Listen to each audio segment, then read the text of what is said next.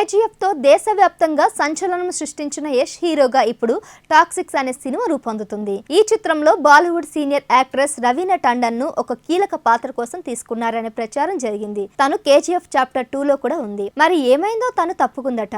ఆ పాత్రలో నయనతార ఓకే చెప్పింది. ఇంతకీ ఈ క్యారెక్టర్ ఏంటంటే సిస్టర్. ఎస్, నయనతార యష్ కు సోదరుగా నటించబోతుందట. ఈ కాంబినేషన్ ను ఆడియన్స్ ఎలా రిసీవ్ చేసుకుంటారో కానీ ఇలాగే మరో సీనియర్ హీరో సినిమాలో సిస్టర్ పాత్రకు ఓకే చెప్పిందంట నయనతార.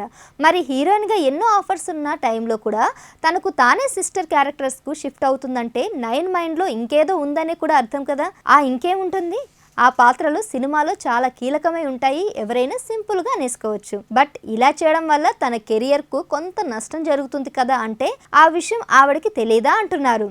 మొత్తంగా ఇప్పటికీ హాట్ గానే కనిపిస్తున్న నయనతార ఇలా సిస్టర్ గా సెట్ కాబోతుండడంతో ఆమె ఫ్యాన్స్ తట్టుకోలేకపోతున్నారట.